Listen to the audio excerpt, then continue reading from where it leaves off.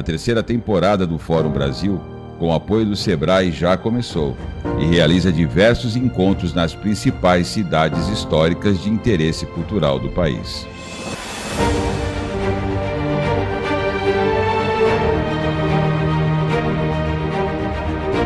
Com o apoio do Governo do Estado, da Prefeitura e da Câmara Municipal, está realizando a Agenda Cidadã para a promoção do turismo histórico-cultural no centro de São Paulo.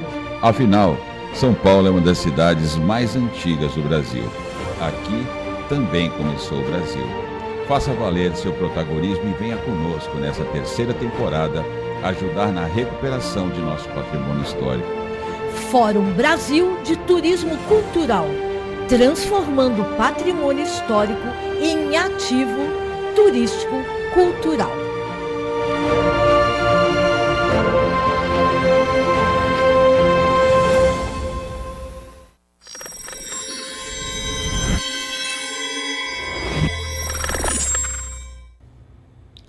Olá, amigos, estamos de volta para mais um Protagonismo Regional em Debate, transmitido todas as segundas-feiras nos canais do Protagonismo Cidadão, transmitido às 8 horas da noite. Estamos nessa semana no painel de inovação e tecnologia para falar da mobilidade e desenvolvimento urbano, os desafios do futuro, especialmente na cidade do Guarujá, que vai receber em breve a ligação seca entre as duas ilhas, né? A ilha de São Vicente, onde nós estamos aqui em Santos, e a ilha de Santo Amaro. Por isso que o arquiteto e urbanista Alessandro Lopes me acompanha no programa de hoje como comentarista, né? Ele que vem todos os meses aqui. Tá aí Alessandro Lopes, bonitão, com a sua barba. Já passou o Natal, mas ele continua com a sua barba de Papai Noel. Muito bonito. Alessandro, seja bem-vindo mais uma vez. Muito obrigado quem está assistindo. E vamos para mais um programa aí, né, Sérgio? Isso aí, o Alessandro que deu duas belas indicações para nós. Uma delas é a convidada especial, a Carol Moreira, que também é arquiteta. Estou com 3 arquitetos aqui hoje, né? A Carol Moreira, que é arquiteta urbanista. Seja bem-vinda, Carol. Obrigada pela oportunidade também. É sempre muito satisfatório, assim, né? É muito satisfatório a gente conseguir reunir pessoas para discutir sobre temas importantes da nossa região. Obrigada pelo espaço. Nós que agradecemos. E ao lado dela está o André Vilas Boas, que também é arquiteto, professor universitário, né, de São Caetano do Sul. Seja bem-vindo, André Vilas Boas. Muito obrigado pela tua presença. Eu que agradeço. Agradeço ao Alessandro também. Um dia eu chego lá ainda com a minha barba. Ainda não está tão grande, tão branca quanto a sua, mas eu vou chegar lá. Infelizmente, eu jamais chegarei, nem o André, nem o Alessandro. Eu tenho aqui uma penugem na cara, mas a gente faz o que pode. Gente, como eu falei na introdução do programa, nós estamos há já um bom tempo discutindo a questão da ligação seca Santos-Guarujá. Obviamente a gente não vai falar só disso, mas esse é um assunto muito importante. Recentemente o governador esteve aqui, acompanhado do atual presidente da República, falando aí da publicação do edital de concessão da PPP, né, esse grande projeto, essa grande obra. Muitas dúvidas estão no ar ainda quanto aos impactos dessa grande obra, especialmente na questão da mobilidade, como isso vai impactar a vida das pessoas. Há uma expectativa de que o fluxo de veículos de pequeno e grande porte para a cidade se intensifique ainda mais, mesmo mantendo a travessia por balsas, e a preocupação de como que a cidade vai recepcionar esse grande projeto. Eu perguntei várias vezes, falei aqui antes de nós começarmos o programa, como é que a cidade recebe a boca, né, tanto a entrada quanto a saída do túnel. Mas antes da gente entrar nessas particularidades, eu achava importante vocês falassem um pouquinho mais da experiência de vocês, começar pela Carol aqui. Você também faz parte dos quadros da Prefeitura, né, Carol? Não está aqui representando a Prefeitura, mas também faz parte lá de uma das secretarias, não é isso? Sim. Na verdade, o meu histórico de trabalho sempre foi aqui, né, na região Santos-Guarujá. E já agora entrando aí no 9º ano, né, estou de volta lá no quadro da Secretaria de Planejamento Urbano, à frente da Diretoria de Planejamento Urbano, mas assim, então tivemos a oportunidade de estar muito dentro, né, de todas essas discussões que estão acontecendo. Fora isso, sempre em contato, como eu também sou da região, sou formada aqui também na Católica, na FAUS, então a gente sempre mantém essas discussões com todos os nossos colegas, né, das associações, e é muito interessante ver como a gente tem, essa temática, né, de uns anos para cá, ela mobilizou, não só, ela extrapolou bastante, né, a esfera pública, ela mobilizou toda a classe, né, engenheiros, arquitetos e todos os outros profissionais multidisciplinares. Então, assim, mesmo estou dentro, né, tive a oportunidade de estar dentro do governo, mas fora também a gente tem um contato, uma esfera muito grande de participação. E você, André? Eu também sou um servidor de carreira da Prefeitura do Guarujá. Estou na diretoria de projetos estratégicos, então também acompanhei muito próximo. E a mesma Secretaria de Planejamento? A mesma Secretaria de Planejamento Estratégico. Então a gente acompanhou esse processo ali de 2023 para cá, principalmente, quando houve a retomada e a nova diretoria da Autoridade Portuária assumiu, né, abriu espaço para as prefeituras, e a gente teve a oportunidade de contribuir para o projeto, trazendo as demandas da cidade, e foram demandas que a gente levou e que foram acatadas. Então é uma coisa muito importante destacar o papel da Autoridade Portuária nesse processo de realmente ouvir as prefeituras, não impor um projeto, né, de cima para baixo. De dar essa abertura mesmo, né, esse envolvimento. E como você mencionou um pouquinho antes, assim, a gente são duas, aliás, o impacto vai ser na região toda, né? Mas assim, são duas cidades diretamente impactadas. Então isso foi muito bem-vindo, essa abertura que eles deram para que Guarujá pudesse participar das discussões e diretamente do grupo mesmo de projeto, né?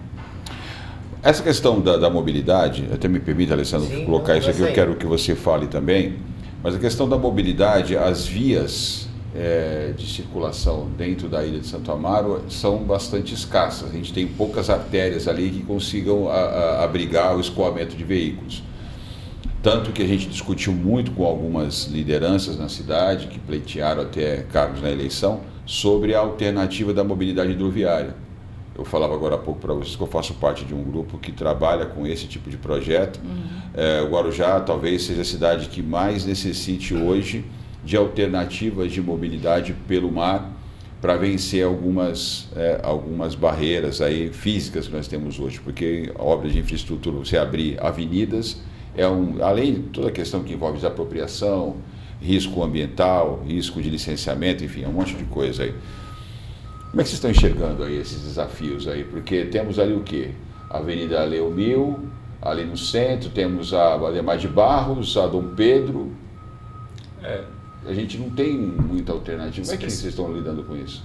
Especificamente sobre esse assunto das avenidas, né, o emboque e o desemboque do túnel, acho que a grande transformação no projeto, a grande mudança que houve do projeto, que foi tratado ali em 2014, que começou com a DERSA e tal, foi que a mudança que houve a partir de 2023, 2024, foi o prolongamento do túnel até a rodovia Piaçaguera, né, a Cônego, né? Porque esse projeto de 2014 até 2022, 2023, ele teve várias versões. Várias versões. E uma das versões que foi que predominou até 2022 jogava todo o fluxo por uma avenida estreita do Guarujá, que é a Avenida Presidente Vargas. Isso foi muito preocupante. Quando a gente viu essa alternativa sendo discutida, isso foi preocupante para a gente, porque é uma avenida que ela tem uma função urbana ali, tem escola, por exemplo, que tem de um lado a avenida para a escola, do outro lado o ensino médio. E as crianças atravessam. E imagina transformar uma avenida dessa como uma avenida de saída. A Presidente Vargas, ela está ali na região de Santo Antônio, é isso? Ela não, ela fica ali na ela região... já é lá em cima, Vicente de Carvalho. Vicente de Carvalho. Vicente de Carvalho, teve essa outra que você está falando, foi uma alternativa anterior, que pegava no Santo Antônio. Foi a primeira que a DERSA propôs. Isso, quando a gente teve a ponte, inclusive, você pegava bastante. Era uma sugestão da ponte também. Essas, inclusive, assim, o desenvolvimento de todo esse projeto foi muito interessante, porque de 2014, quando a DERSA apresentou as primeiras versões, ela apresentou 7 versões de possibilidades. Ela estudou a travessia em 7 pontos diferentes, né?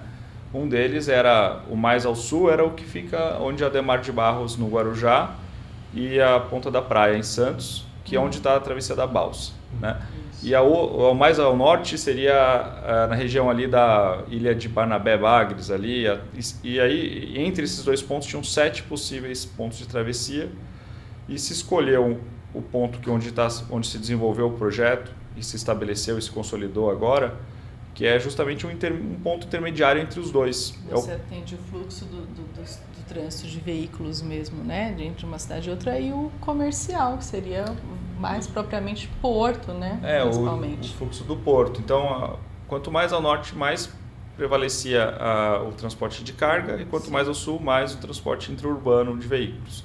E esse ponto é um ponto intermediário que ficou definido, que ele também usa uma área do Linhão, né, no Guarujá, para fazer essa saída, que é uma área do porto, e que é uma área que tem uma largura grande, então resolve muito bem a questão de você... A única questão é que tem que passar por baixo da Praça 14 Bis, que é o centro de Vicente de Carvalho, e passando por baixo da 14 Bis você consegue prolongar ele ali perto da região da base aérea de Santos, né, que fica no Guarujá, prolongar ele até a Cônego Domênico Rangoni, fazendo uma saída direto na rodovia sem usar o trânsito local como se cogitou na época, como a gente estava explicando anteriormente, né? Deixa eu pegar esse gancho e aí eu pergunto para vocês. A gente ouve muito falar dessa questão da mobilidade, da importância do túnel, só que assim, a gente escuta demais Santos, vai aumentar o trânsito, vai melhorar, as pessoas vão vir, mais turismo.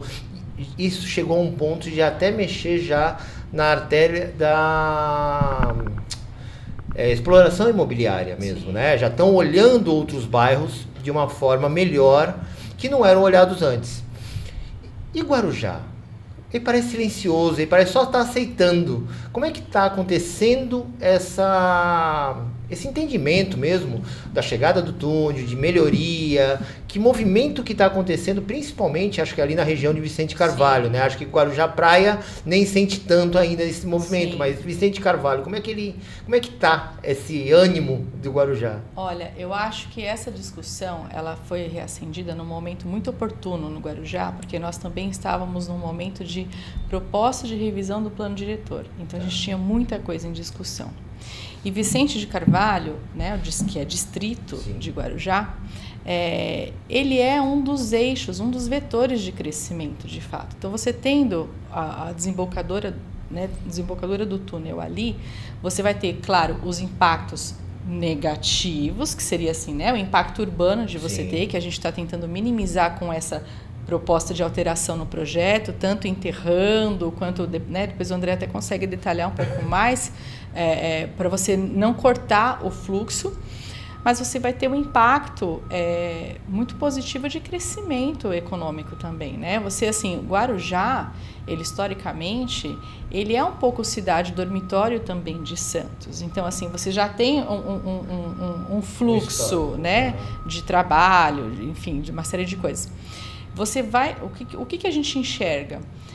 Vicente de Carvalho, com isso, ele vai começar a ser também uma possível, um local para uma possível moradia, de repente, para alguém, né? A gente vê a expansão de Vicente de Carvalho, por exemplo, como um eixo de moradia do mercado popular. Porque Vicente de Carvalho tem uma característica diferente das áreas mais centrais, que são mais valorizadas, mas ele vai sofrer uma valorização agora. Ele já tem os residentes fixos de Guarujá, na verdade, a maior parte, eles estão em Vicente de Carvalho. Se você faz o comparativo com as áreas mais centrais de Guarujá, que é o que todo mundo conhece, com bairros como Pitangueiras, que é o centro do Guarujá, você chega a ter 70% às vezes dos imóveis, eles são de veraneio. Então você tem assim uma super infraestrutura acontecendo, mas efetivamente moradores você tem poucos, né? E é uma área que ela é muito onerosa para você adquirir. Então, assim, uma das propostas de um vetor de crescimento é o França até estava comentando antes dos eixos de mobilidade do Guarujá. Uma das espinhas dorsais que a gente tem é a Santos Dumont, que se conecta. Ela é Puglisi até chegar lá no centro e ela corta Guarujá inteirinho, Vicente Carvalho inteirinho e a Santos Dumont. Então, um dos vetores que a gente vê recebendo um impacto positivo muito grande é a Santos Dumont, para você explorar a moradia, né, de mercado popular. Fora isso, o próprio comércio em si, né, vai ser valorizado. A gente entende que a cidade vai ter uma demanda de transformação para lá. Porque você tem muitas casas, você tem bairros ainda que são, né, eles têm uma ocupação de baixa densidade. Então, a gente acredita que Vicente Carvalho ele vai ter um aumento da densidade urbana, com certeza. E esse ânimo, vocês entendem que já chegou na população? A população... ou ainda está morna, está acreditando? Porque em Santos você vê que a população está animada, né? O construtor está animado, tem o pé atrás, mas está falando, não, tudo bem, vai dar certo, está vindo.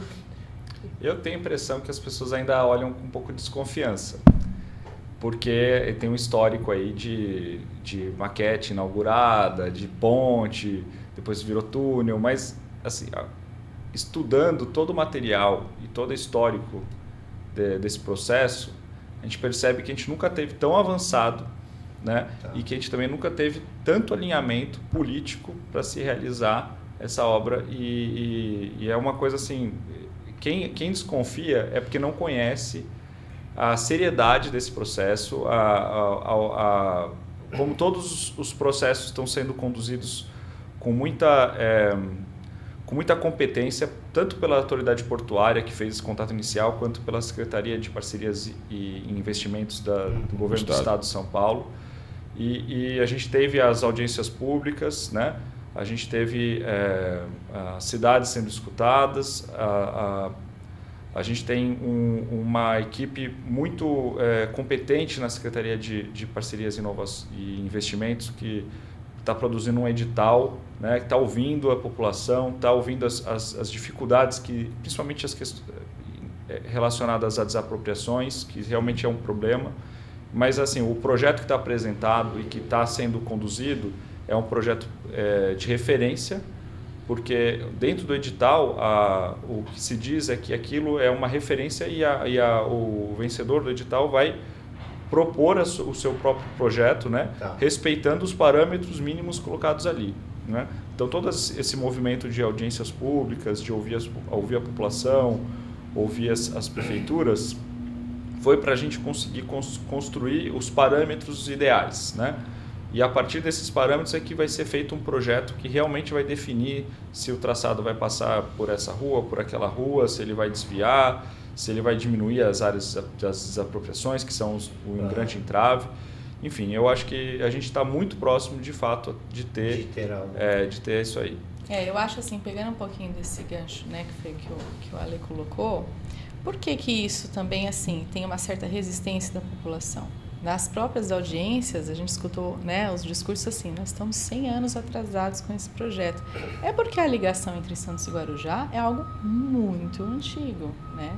Então, assim, como você teve todos esses processos de você ter a ponte, você teve o governador envolvido, você teve o túnel, isso gerou uma descrença assim, nas pessoas, mas de fato o processo nunca chegou tão longe, o processo nunca foi tão, nunca chegou, né, nunca esteve tão maduro e com tanta articulação, né, a gente nunca chegou no ponto que a gente chegou. Tipo, o momento mais apropriado está sendo agora. Exato. Eu quero colocar uma questão importante aqui, que a gente costuma falar que quando a gente fala de planejamento, especialmente planejamento de cidades, a gente tem que ter um olhar sistêmico, né, sobre cada intervenção que a gente vai fazer. E até porque ele vai impactar em diversas outras áreas, em diversos outros sistemas, independentemente de olhar ou não. Se você olhar e fizer uma integração com esse olhar sistêmico, você vai ter um impacto benéfico. Se você não fizer, você vai ter um impacto maléfico, mas o impacto vai acontecer de qualquer forma. Dentro dessa linha de raciocínio, eu queria saber de vocês o seguinte. Vocês acabaram de comentar agora, e eu queria saber isso, mas vocês se anteciparam na resposta, que o vencedor da licitação vai ter uma certa autonomia, respeitando esses parâmetros mínimos estabelecidos pelo edital, de escolher o melhor traçado ou a melhor desembocadura desse túnel, porque vai exigir desapropriações, vai exigir uma série de intervenções de infraestrutura nessa área que o túnel vai desembocar. Há uma expectativa por parte dos governos, por parte dos entes envolvidos, de que durante esse processo outros projetos possam se agregar a essa iniciativa. Vou tentar ser mais específico, né? Bom, se vai sair um túnel aqui, quais os investimentos necessários para que eu tenha maior volume de recursos, com o menor impacto possível, com a maior eficiência possível? Tentar ser mais específico ainda. Quando São Vicente fez o centro de convenções, foi um caminhão de dinheiro ali, foi uma grande obra. Eu achei que aquilo ali era uma intervenção acertada, estrategicamente falando.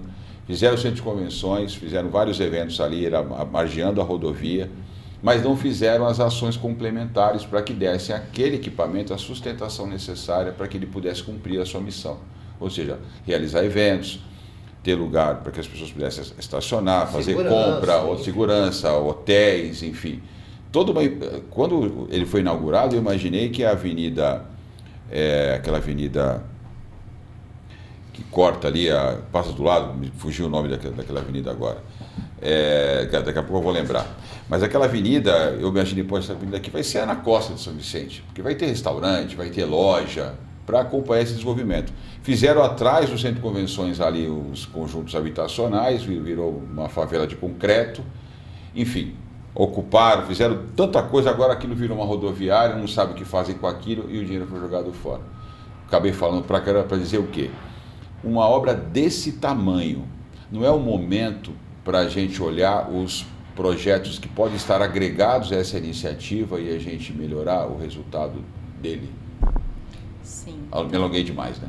Não, mas quando eu disse que veio essa discussão, ela veio no momento oportuno para Guarujá, porque estávamos pensando na proposta de revisão do plano diretor. Isso vem muito ao encontro do que você está dizendo. Assim, o que você tem que observar? É claro que, diretamente, você já tem que fazer uma previsão para você ter uma injeção grande na infraestrutura de toda aquela área. Porque você vai estar recebendo mais gente, você vai estar recebendo mais fluxo de veículos, então você precisa melhorar a infraestrutura. E você precisa criar o papel do poder público, eu entendo, você tem que criar um cenário favorável para que os setores privados eles venham a investir. Então, assim, quando você tem numa proposta, uma discussão, para que foi o caso, a gente teve toda uma discussão para que Vicente de Carvalho fosse, de fato, encarado como uma centralidade, porque Vicente Carvalho ele tem ali um eixo forte de comércio e serviço na Avenida Tiago Ferreira. Então você tem uma proposta carregada com vários incentivos para que o comércio de fato se estabeleça ali e seja muito mais bem explorado. Você tem um outro cenário que também é muito favorável, porque a gente tem o aeroporto acontecendo e é numa região muito próxima. O perímetro ali ele é muito próximo. Esse é outro ponto que eu ia falar. Você está numa articulação, na verdade, exato, entre duas chegadas de aeroporto e chegada de mobilidade, né, de veículo. Exato. Então, o cenário ele está propício. E você tendo uma revisão na lei que vai endossar isso, porque você vai ter incentivos e você vai ter parâmetros valorizando. Hoje você tem ali uma área que não... você tendo a chegada do túnel, você tendo o aeroporto, você tendo a revisão na lei, hoje o que você tem consolidado naquela região que seria da desembocadura do túnel para cima, que pega próximo do aeroporto, como uma área residencial de baixa densidade, você vai ter, na verdade, uma alteração disso. Então, a gente está criando um cenário para isso. Por quê? Porque vão ter que ser serviços de suporte, né? Tanto de comércio e serviço, quanto turístico, porque você vai estar dando suporte também ao aeroporto que vai estar ali. Então, assim, eu entendo que o poder público ele vai ter que, por sua responsabilidade, já prever uma injeção forte na infraestrutura, porque isso vai ser, né? Isso é angariado, isso é feito pelo poder público, e criar todo o cenário favorável para que o mercado venha e né, se estabeleça nesse desenvolvimento. É uma mudança de zoneamento, né? De permitir Isso. um maior adensamento urbano, enfim. O que vocês estão esperando que venha em termos de novos projetos para esses setores, além da área imobiliária, como vocês já citaram aqui? O aeroporto, acho que é um grande vetor que vem junto, né? Ele, coincidentemente, tem já em andamento, coincidentemente não, tem planejamento. Sim. Mas tem uma licitação, tem uma obra em andamento no aeroporto para permitir o terminal que se estabeleça ali o terminal de passageiro. Sim, né? Que é o primeiro agora é 300 metros quadrados, já é um pequeno porte, mas sim, já vai cumprir uma aviação comercial, né, de até 72 passageiros, enfim, vai ter um aeroporto que é um ponto fraco da Baixada, né?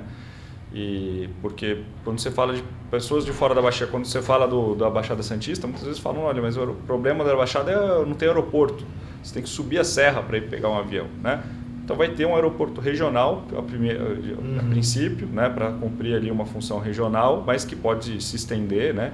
Tem até um plano de zoneamento aeroportuário, de área de proteção para baixada e subida de aviões, enfim, isso está em andamento também. Tem uma obra acontecendo para capeamento da pista, drenagem, para cercamento. Então, vai ser um aeroporto com terminal, que vai ter uma função metropolitana, assim como o túnel. E a gente tem, combinado ao projeto do túnel, a previsão do VLT, né? Então, as faixas mais próximas do núcleo central do túnel, elas são preparadas para receber futuramente uma infraestrutura do VLT, o prolongamento.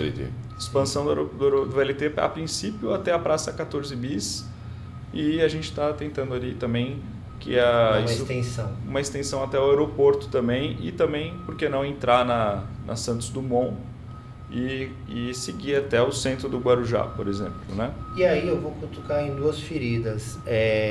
Guarujá hoje, como a Carol comentou, existe um centro já, né? O centro. E Vicente Carvalho tem o seu centro também. Esse excesso de descentralização não pode acontecer de estar esvaziando essas áreas que já são conhecidas e com um certo potencial, mesmo sendo na área mais litorânea, né, mais praia, vazias na maior parte do ano, né? E hoje Vicente Carvalho mais ativo. Será que essa mexida, essa estrutura, ela não vai acabar criando situações como o Santos passou, esse excesso de descentralização? Olha, sim, também é uma possibilidade. Assim, Guarujá e Vicente de Carvalho, eles sempre foram polos distintos, né? Com vidas e funcionamentos bem distintos. Então, assim, só que o que acontece hoje, você tem o quê? Você tem o centro conhecido, que é a área de orla turística, que teve sempre foi fruto da maior parte dos investimentos, porque Guarujá sempre focou muito a sua economia, né, no turismo de veraneio. Então, você teve durante muitas décadas um investimento de recurso público muito centralizado, sendo que você tinha também, né, uma outra região de Guarujá com vida própria e carente dessa injeção de recursos. Então, assim, a gente entende que, mesmo você tendo essa descentralização, nesse momento ela se torna benéfica. Por quê? Porque você vai direcionar os recursos, a aplicação de recursos, para uma área que historicamente já tem um déficit muito grande de aplicação de recursos. Então, você vai estar fortalecendo, né, essa outra região, mas elas têm características muito diferentes. Então, assim, uma área é o que você chama mesmo da área litorânea de Guarujá, que vai continuar sendo a área litorânea de Guarujá, mas que já tem uma infraestrutura muito consolidada. E você vai estar, né, o nosso entendimento é que você vai estar, na verdade, agora fortalecendo um pouco a infraestrutura dessa outra região de Guarujá, que é a região do comércio, do serviço, e que agora vai ter um impulsionamento muito grande, porque vai ter uma ligação muito próxima com o porto, vai ter o aeroporto acontecendo. Então, assim, e o vetor de crescimento da moradia de mercado popular também, que assim, são áreas que elas são complementares. A gente entende que uma não vai necessariamente brigar com a outra. E a outra cutucada, mas daí é mais a área do Sérgio até, você, ouvinte, né? Todo mundo fala assim, poxa, mas um túnel, eu não atravesso esse túnel a pé, são 800 metros, Guarujá já tem um histórico de túnel complicado, de segurança, televisão bombando, segurança, e Guarujá em evidência, Santos também, outras regiões, mas Guarujá tem ali uma situação que ela aflora. Como é que a gente vai fazer isso? 2 túneis com essa segurança toda, vindo, né, tendo esse histórico bairrista dos outros, que isso vem do Guarujá. Olha, o túnel o edital coloca ali todos os parâmetros, então tem toda uma engenharia muito interessante, a engenharia planejada para o túnel, é um túnel que vai ser construído pré-fabricado, né? Ele vai ser conduzido por balsa, ele vai ser imerso e vai ser montado lá embaixo. Então ele tem toda uma engenharia de última tecnologia embarcada nesse projeto. Então o edital vai dar todos os parâmetros de segurança, de iluminação, de saídas de segurança, os caminhões que vão poder entrar ou não no túnel. Então tem caminhões, por exemplo, com produtos inflamáveis não vão poder entrar no túnel. Então tem uma série de regras. De regras de segurança. A questão do calado também pensada para não afetar a navegação, né, a profundidade que ele está colocada. É um túnel assim que o projeto tá descrito no edital. Ele não está feito, ele tem uma referência que é o projeto da Dersa, mas ele está descrito nas minúcias. Mas aí eu te aprofundo um pouquinho mais, André. E o 1 a 1? Esse malandro andando junto contigo nos 800 metros? Segurança pública, né?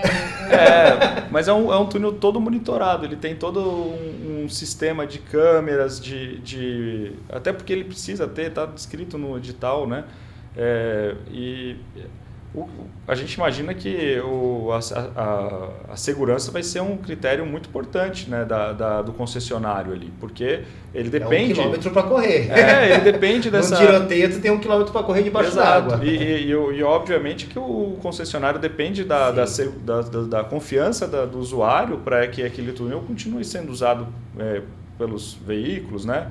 Enfim, eu acredito que ele vai estar muito bem monitorado, assessorado, e cumprindo essa dupla função, né, de ser um vetor de carga para o porto e de ser esse vetor intraurbano ali entre as duas cidades, né?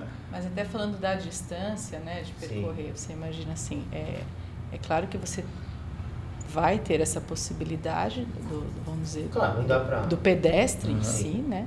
Mas até uma das coisas que bateu o pé foi para que você tivesse integrado a previsão da expansão do VLT, porque... Para reduzir realmente o pedestre. Para reduzir o pedestre, e o ciclista, né? E o ciclista também, sim.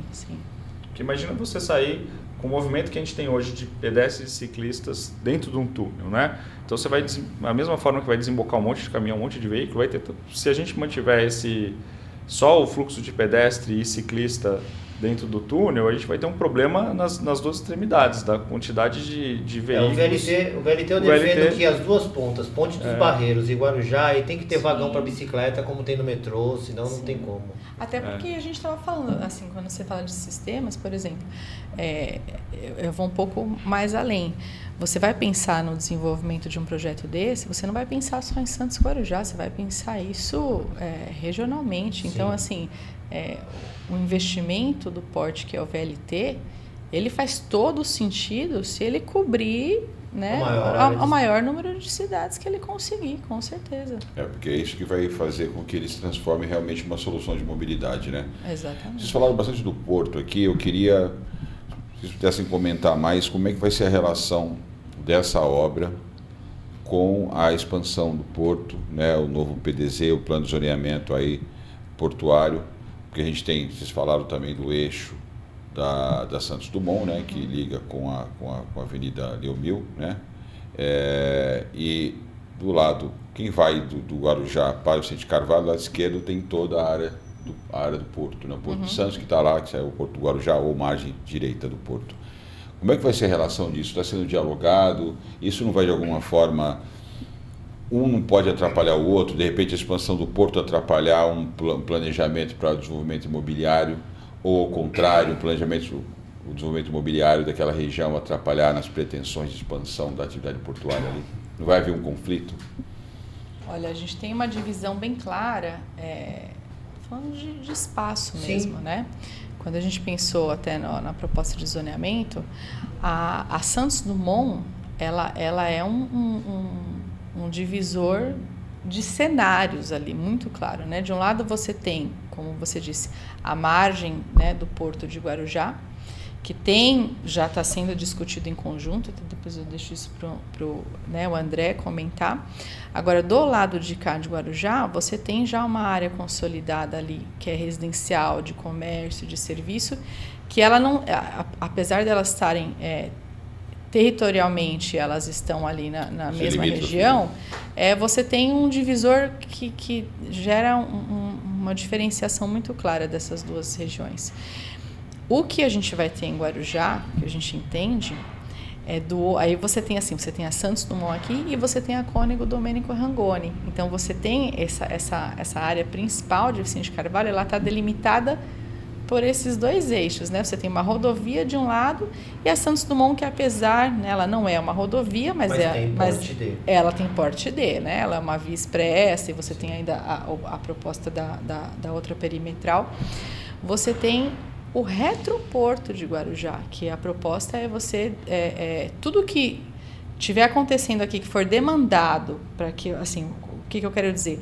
O porto, a ideia é que ele vai se expandir, ele vai crescer, então assim, e eu tenho uma limitação física dessa margem hoje de Guarujá, mas eu tenho do outro lado da Cônego Domênico Rangoni, uma área que já está há mais de década. 5 milhões de metros quadrados. Exatamente, projetada para ser o retroporto de Guarujá. Então, tudo que eu precisar, né, de previsão de área de expansão, eu já tenho uma área que está prevista, e não só nessa proposta que foi discutida agora. Isso já está no plano diretor vigente, inclusive, né? Você já tem uma reserva de utilidade pública para essa área.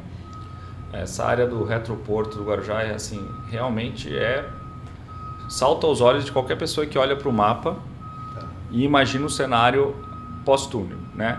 Porque é uma região muito grande, já tem um decreto de utilidade pública sobre ela, ou seja, é uma área que já foi pensada para ser justamente uma expansão do porto, mas aí como uma área retroportuária, né? Questão de pátios de container, estacionamento de caminhão. É isso que eu ia te perguntar. Então, quer dizer, até um pré-licenciamento já existe dessa área. Ela é uma área que tem uma questão ambiental nela, mas ela não está dentro da APA do Guararu. Entendi. Né? Então, ela é uma área que precisa realmente fazer uma compensação, né? Isso naturalmente, mas é uma área muito próxima do porto e muito bem conectada se você fizer, aí sim, entrando na pergunta anterior, se existem outros projetos possíveis de serem encaixados e concatenados a esse projeto do túnel, que é de fazer o que a gente chama de anel de cargas do Guarujá, né? Que seria uma avenida, ou até uma rede de trilhos, né? Ou até outra sugestão que surgiu, a questão de um porto hidroviário, né? No canal de Bertioga ali, para fazer essa área retroportuária do Guarujá uma área que possa combinar esses modais diferentes, né? Para não ficar só na dependência também do caminhão, né? Porque o caminhão... o Guarujá vai estar recebendo terceira pista, né? Exato. Vai estar recebendo túnel, vai estar recebendo aeroporto, tem os canais internos para circular a navegação. Com todas essas ligações que nós estamos projetando aqui, como bem lembrou agora o Alessandro, quais as vocações que vocês estão enxergando que a cidade vai poder explorar nessas janelas de oportunidades aí? Uma cidade que acabou perdendo muito do seu protagonismo nas últimas décadas, né? Agora já foi conhecida como a Pérola do Atlântico, perdeu parte desse protagonismo para Praia Grande. Praia Grande teve aí um salto muito grande aí em várias áreas, ainda continua. O Mourão, então, até com o Grupo Peralta, projetos para fazer um terminal de passageiros ali atrás ali do Canto do Forte. Canto do Forte. Então, estão encontrando formas lá usando soluções de inteligência. Esse painel aqui é um painel de inteligência. Essa janela vai oportunizar quais vocações para a região? Ou isso não tá em pauta? Olha, isso chegou sim a ser discutido, né, por conta desse momento que eu comentei da gente estar pensando no zoneamento novamente. Então, assim, Guarujá, ele sempre teve e vai manter o turismo balneário também, só que ele vai dividir agora, né? A gente entende o protagonismo dele com uma expansão mais significativa das atividades portuárias, né? Considerando o retroporto, e junto com isso, atividades industriais também, porque você tem vários tipos de indústria que a gente consegue conciliar com uma área retroportuária. Então, você tem... Qual que seria a ideia? Você fortalecer porto, indústria, e atrelado a isso, você vai ter também o turismo de negócios, que é uma outra... Você parar de focar só no turismo balneário, né? Você vai ter, isso vem de encontro, por exemplo, com o aeroporto, porque a gente entende assim, eu tenho toda uma área, por exemplo, hoteleira, que eu tenho para suprir ali o que eu tenho de turismo de veraneio, mas eu tenho a possibilidade de desenvolver uma área hoteleira num outro local que vai estar suprindo também, por exemplo, um turismo de negócios que vai estar acontecendo, né? Eu acho que era mais isso que a gente pensou, principalmente. Eu falei que salta os olhos porque quando você pega hoje a situação atual, né, estuda mais ou menos os fluxos que existem, a gente tem margem esquerda, margem direita e um caminho de cerca de 23 quilômetros entre um e outro, né? 23 quilômetros, que é a Piaçaguera, né? E o ponto médio entre dessas duas margens é Cubatão. Então a gente vê ali toda a questão retroportuária se desenvolvendo ali, os terminais regulatórios ali de caminhões, os pátios, né? Agora com o túnel isso muda radicalmente, porque você deixa de ter essa distância, né? E uma margem vai estar diretamente conectada à outra. Então a gente enxerga que esse potencial de expansão de área retroportuária está muito no Guarujá, até porque o Cubatão também andou reclamando um pouco da ideia de fazer mais pátios de caminhões ali, né? Agora, o importante é que esse projeto de ocupação desse retroporto seja um projeto que considere a questão do bem-estar do caminhoneiro, né? Da cidade também não acabar expandindo de maneira informal para esse outro lado. Então, é necessário que haja realmente um plano bem feito para essa área retroportuária, para que não vire um vetor de desorganização da cidade ou de criar mais um problema, né? Porque a gente vai ter daí uma cidade acontecendo de um lado da rodovia, do outro, e aí a gente sabe que cria muito conflito, porque já tem essas travessias que as pessoas fazem de forma informal, tem uma dificuldade de conexão de um lado com o outro. Então, é necessário que haja, sim, um projeto bem pensado para essa outra margem, e como eu já falei, talvez não só privilegiando a questão do caminhão, mas também a questão dos outros modais, né? O modal hidroviário, o modal ferroviário. Eu quero falar da questão hidroviária. A Prefeitura de São Paulo, ela lançou, e até me surpreendeu, recentemente, agora no final do ano passado, eles lançaram o Plan Hidro SP. É um projeto extremamente ousado, eles fizeram uma série de audiências públicas, um projeto que envolve aí, se eu não me engano, 7 ou 8 secretarias que trabalharam integradas para poder desenvolver esse plano hidroviário para a cidade de São Paulo. Há uma previsão de mais de 9 bilhões de investimento de recursos próprios da Prefeitura de São Paulo. Esse projeto envolve não só a navegação dos rios Tietê e Pinheiros, mas também nas represas Guarapiranga e Billings e a recuperação do rio Tamanduateí. Então, transformar São Paulo completamente em 30 anos, fazer que São Paulo seja uma cidade que explore os seus rios, tanto para a área de contemplação, prática de esportes, mobilidade e também transporte de cargas, né? Eu falo que eu fiquei surpreso e impressionado, porque isso era algo que estava sendo meio que gestado de maneira quase que secreta. Eu faço parte de um grupo que participou disso, porque o catamarã que está navegando lá na Billings foi construído aqui no Guarujá, e foi um recorde nacional. Foi aquele catamarã de alumínio, foi construído em 62 dias, lá no SING, aqui no Guarujá.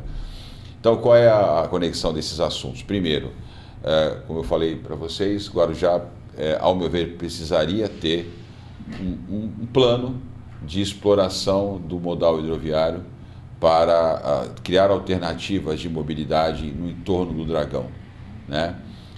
Tem áreas aí que é muito mais complexo de você acessar só pela via terrestre, muito mais pela via aérea.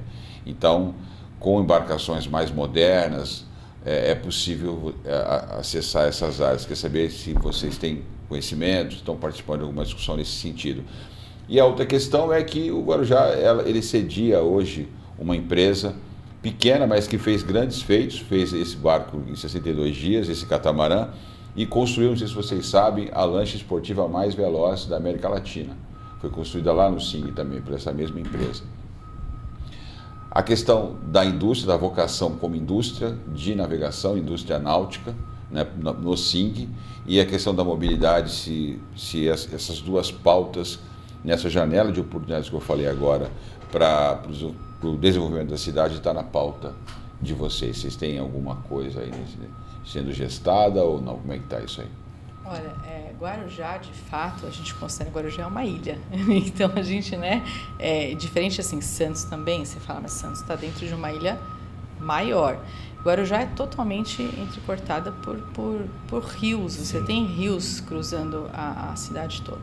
Então, assim, hoje a gente não tem especificamente algo mais direcionado para isso, mas a gente enxerga que isso é um potencial. E é necessário. E é necessário. A gente está lidando primeiro, assim, para você poder utilizar aqueles rios, né, para você explorar o hidroviário, a gente está, antes disso, lidando com questões de macrodrenagem, porque a gente tem que trabalhar desassoreamento nesses rios e a gente está lidando com outras questões. Mas, fora essa circulação interna que a gente teria na ilha, nas diretrizes de mobilidade urbana, sempre você já tem a sinalização ali de outros pontos de travessia, né? Acho que o André até pode complementar, porque a gente está falando da balsa, que seria a manutenção da ligação com o Santos.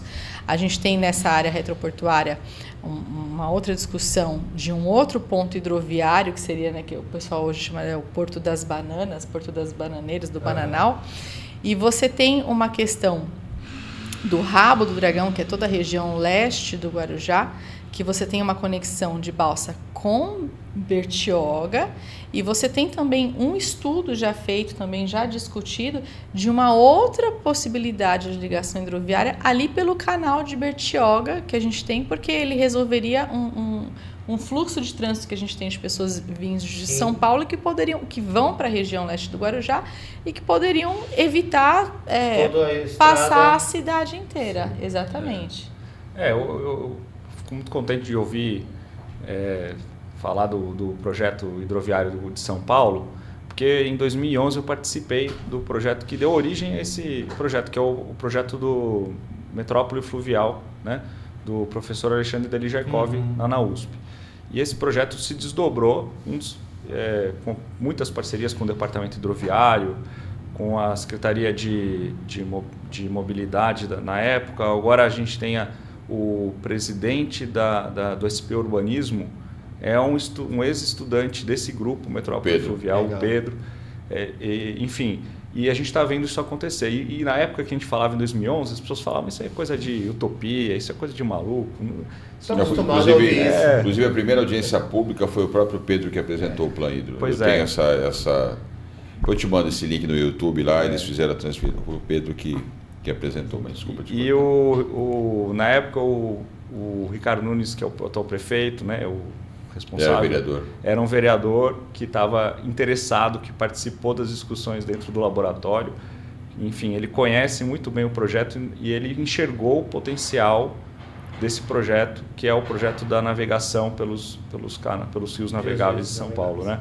Existe dentro desse grupo de estudo uma pesquisa sobre a transposição da Serra do Mar também, porque a origem desse projeto da navegação em São Paulo tem a ver com a origem da cidade mesmo, né? Porque a cidade é uma cidade fluvial. Sim. São Paulo é uma cidade que, como todas as cidades, surgem dos rios de alguma forma, né?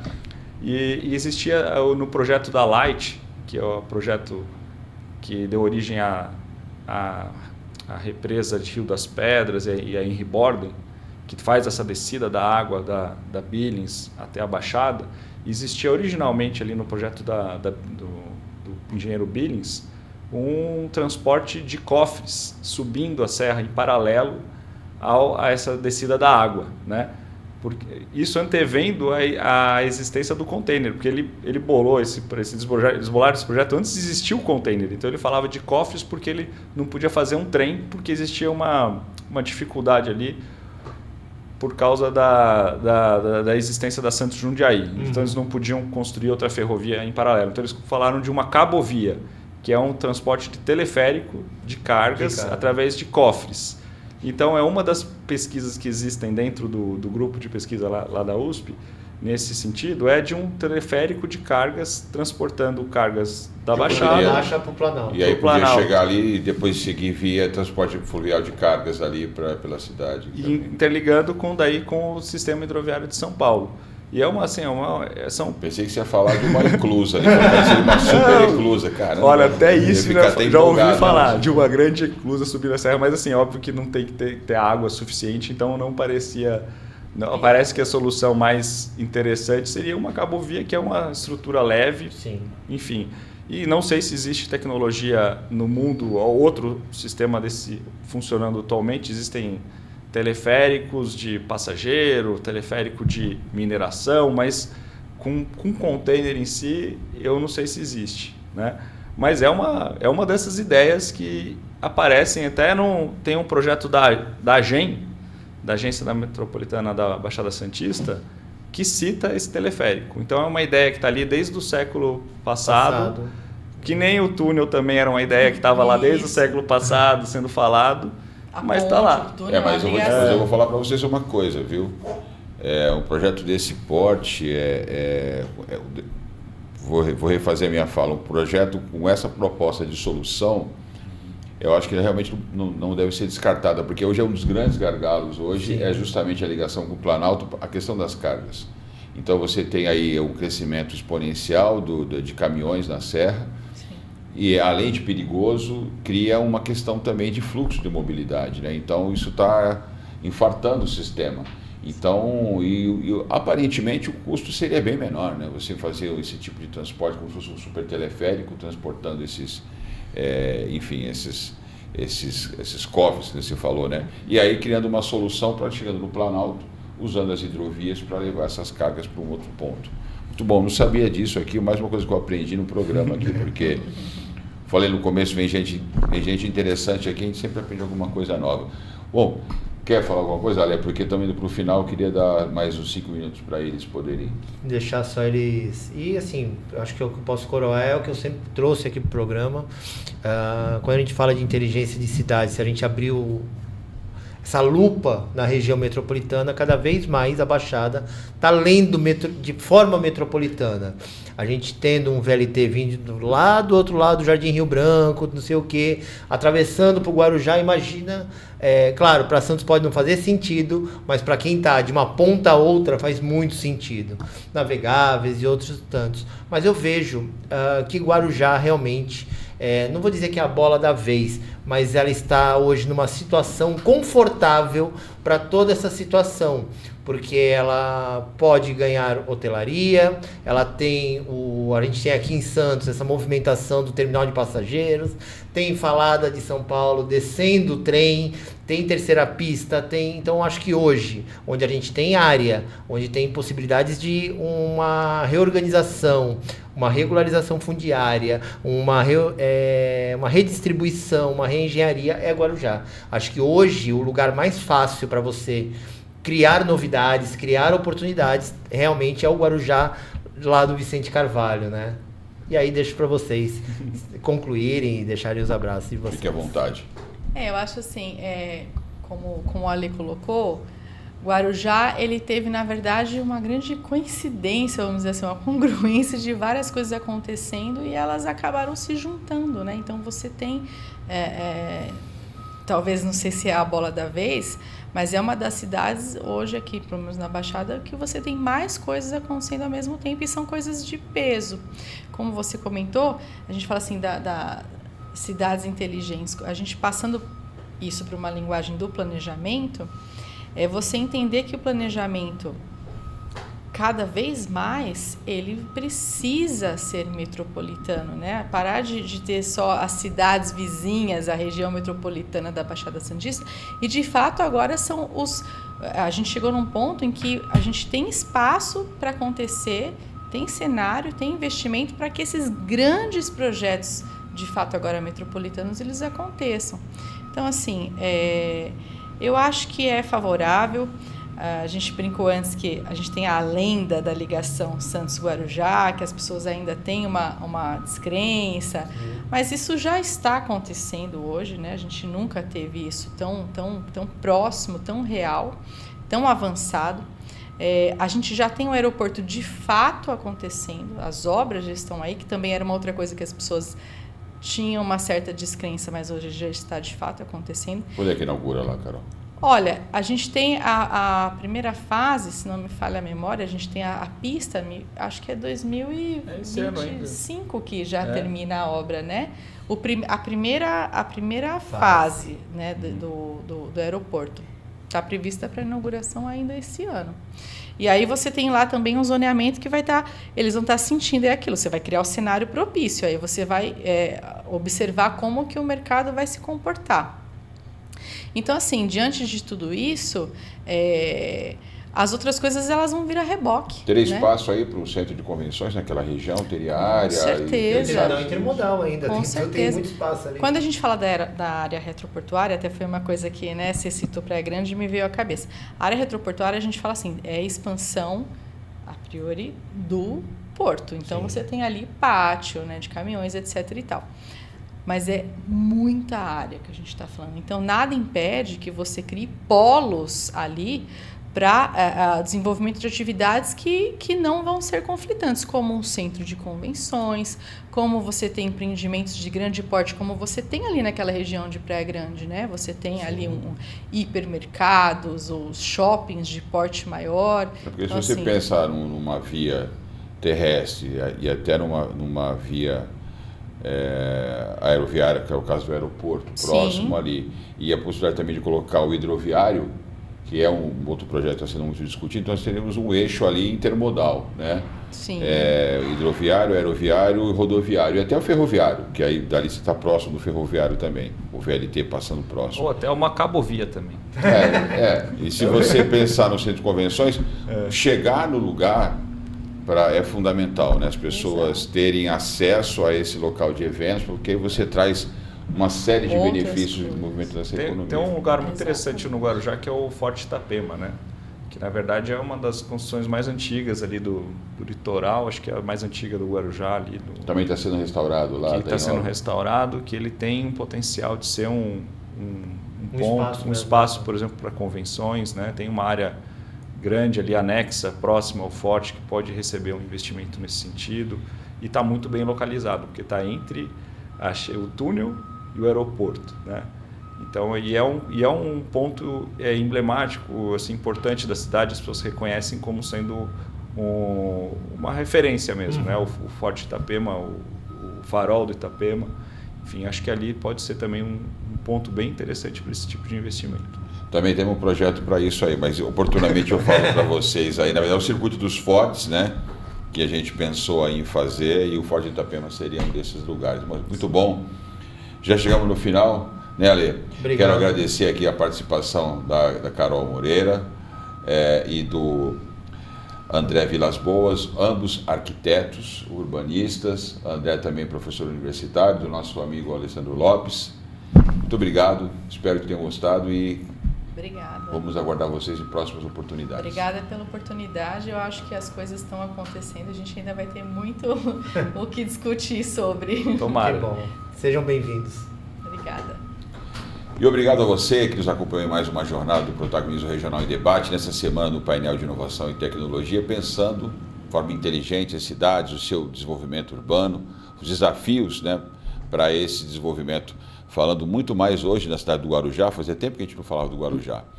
Eu espero que você tenha gostado do programa, porque você sabe que no Protagonismo Cidadão é assim. Aqui, o governo é você. Até a próxima semana.